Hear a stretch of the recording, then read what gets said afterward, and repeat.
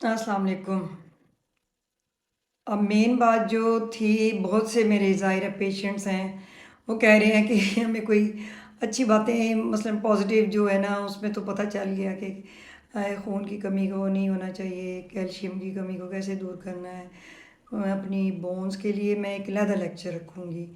अच्छा, बहुत से मेल्स कह रहे हैं कि जी देखने वाले को आप चेक करें 90% हम ही देख रहे हैं, तो हमारे बारे में एक लफ्ज़ नहीं। तो मैंने सोचा है कि एक दिन मैं मेल्स की हेल्थ के बारे में भी बात करूँगी। जैसे मसलन जो रीज़नेबल है। असूली तौर पे देखें, हम गायनी के हैं तो हमने गायनी की बात करनी है। अच्छा, पहली बात तो ये मैंने क्लियर करनी थी कि जो हेल्दी प्रेगनेंसी है उसमें नौज़िया वॉमिटिंग जो है ना, वो कोई वो परेशानी की बात नहीं है। लेकिन जो परेशानी की बातें हैं वो 2-3 हैं। देखिए, एक हेल्दी प्रेगनेंसी में, नॉर्मल प्रेगनेंसी में ना धब्बा लगता है जिसको हम स्पॉटिंग बोलते हैं, जैसे हल्की फुल्की ब्लीडिंग होना, और ना ही पेन होती है। ये आप ज़हन में रखें। और दूसरा ये कि अब बहुत अच्छी इसकी ट्रीटमेंट्स आ गई हैं। 8 वीक्स पे ना आपको एक अंदरूनी अल्ट्रासाउंड करवाना चाहिए, ताकि उससे पता चल जाए कि हार्ट आ गया है। और एक होता है टेस्ट बीटा एचसीजी का, ये डॉक्टर का ही काम है। लेकिन आप पहले अपना एक अंदरूनी अल्ट्रासाउंड ज़रूर करवाएं 8 वीक्स पे।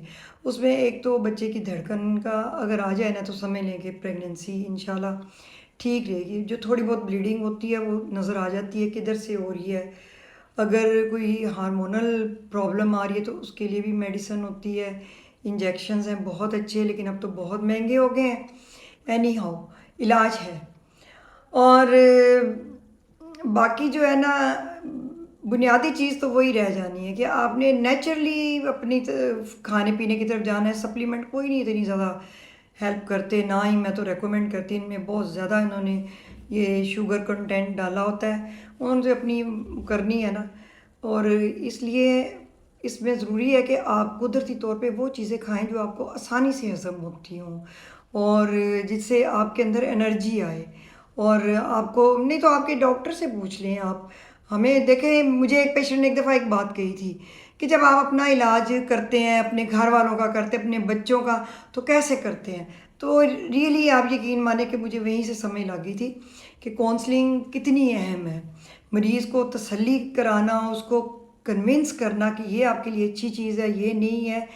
पेशेंट को अगर आपने टाइम दिया हो ना, तो वो बात मान जाता है। जैसा भी हो, चाहे उसका ट्रेंड और है जंग की तरफ, वो बिल्कुल छोड़ देते हैं। मैंने बड़ी दफ़ा देखा है कि वो कहना मान लेते हैं अगर आप उनको तरीके से बात समझा लें।